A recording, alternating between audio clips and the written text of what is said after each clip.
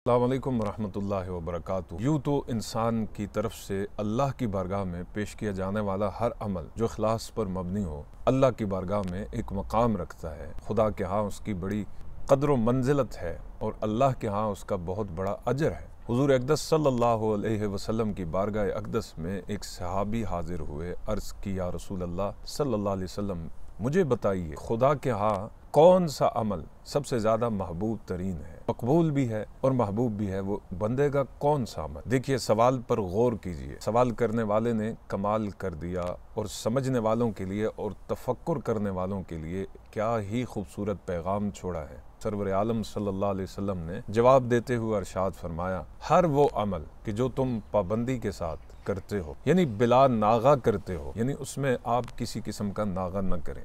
मिसाल के तौर पर अगर आप अल्लाह की नामों की विरद कर रहे हैं, तस्बीह कर रहे हैं, ये ज़िक्र कर रहे हैं या कोई भी अच्छा और नेक काम करते हैं, उसे आप पाबंदी के साथ करें। और हुजूर ने फरमाया दूसरी बात ये, वो इखलास पर मबनी हो, यानी उसके अंदर की जो रूह है वो खालिसतन वो अपने रब को राज़ी करने के लिए, अपने अल्लाह को राज़ी करने के लिए आप करें, सिर्फ उसी की बारगाह में पेश करें। हुजूर ने फरमाया अगर वो अमल छोटा क्यों नहीं है, वो अल्लाह के हाँ बड़ा अजर रखता है। इसलिए सरवर आलम सल्लल्लाहु अलैहि वसल्लम ने इरशाद फरमाया कि नेकी का कोई काम भी है उसको हकीर मत जानो, बल्कि उसे कर गुजरो, चाहे छोटे से छोटा अमल क्यों नहीं है। सरवर आलम सल्लल्लाहु अलैहि वसल्लम की मशहूर हदीस मुबारक है, तकुन नार वलो बेशक के तमरा, जहन्नम की आग से बचो अगरचे खजूर के गुठड़ी पर मौजूद जो झिली होती है वो भी अल्लाह की राह में सदका करना पड़े तो उससे भी करो सदका। यानी इतनी ताकीद है। खुदा की नज़र में अमल का साइज और हुज्म वो माना नहीं रखता। जो अमल अल्लाह की बारगाह में पेश किया गया है,